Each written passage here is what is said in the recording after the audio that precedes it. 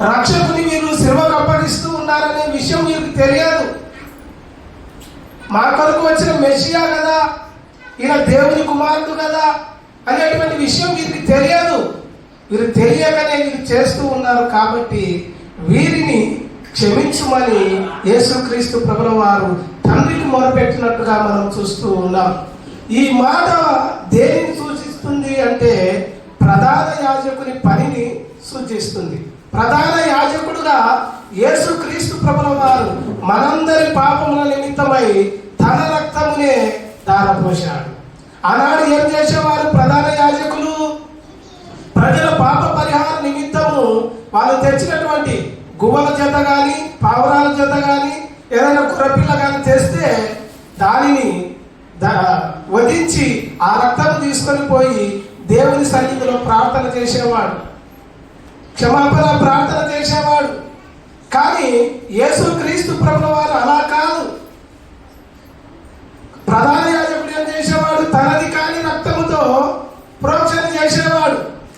కానీ యేసుక్రీస్తు ప్రభుల వారు తన రక్తముతోనే మనందరి పాపములను పారదోలాడు, మనందరి పాపములను క్షమించినట్టుగా మనం చూస్తూ ఉన్నాం.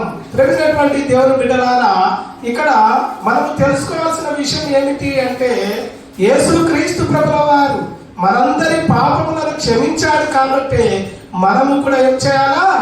ఇతరుల పాపములను, ఇతరుల తప్పులను మనం ఏం చేయాలా? క్షమించాలి. ఇక్కడ సహోదరులుగా ఉన్నటువంటి మనమంతరము కూడా ఎలా ఉండాలంట? ఐక్యత కలిగి ఉండాలి.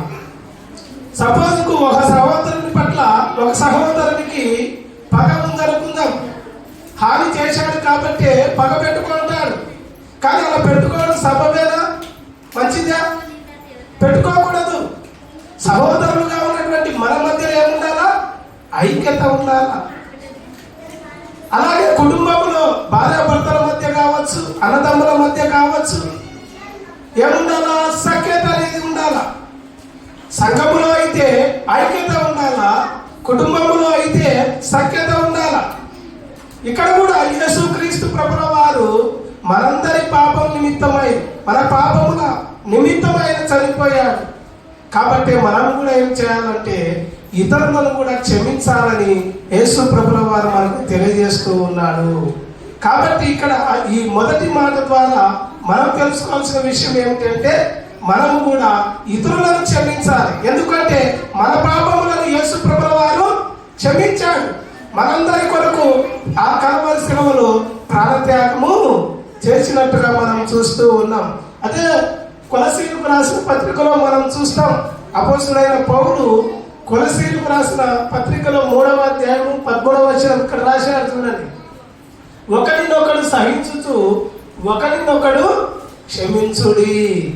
అంటే మనందరం కూడా మానవులము కాబట్టి తప్పిదాలు చేస్తూ ఉంటాం. ఒక సహోదరుని పట్ల దురుసుగా ప్రవర్తిస్తూ ఉంటాం. ఒక సహోదరుని పట్ల మోసపూరిత వ్యవహారం చేస్తూ ఉంటాం. అయినప్పటికీ కూడా ఆ సహోదరుడు నాకు హాని చేశాడు అని నువ్వు తిరిగి హాని చేయకూడదు. ఏం చేయాలా? క్షమించాలి. నా సహోదరుడే కదా, నా వాడే కదా, మా సంఘస్థుడే కదా అనేటువంటి విషయాన్ని మనం గమనించాలా. ఎందుకు క్షమించాలి అంటే యేసు ప్రభుల వారు మనందరి పాపాలను క్షమించాడు. అర్థమైందా? మనందరి పాపాలను క్షమించాడు కాబట్టి మనం కూడా ఇతరుల పాపాలను, ఇతరుల తప్పులను క్షమించేటువంటి వారముగా మనం ఉండాలని యేసుక్రీస్తు ప్రభుల వారు ఈ మొదటి మాట ద్వారా మనకు తెలియపరుస్తూ ఉన్నాడు. విన్నటువంటి వాక్యమును మీకు ఆ హృదయంలో భద్రపరచుకోనండి. విన్నటువంటి మాటలను దేవుడు మీ వినికిడిలో ఆశీర్వదించును గాక. ఆమేన్.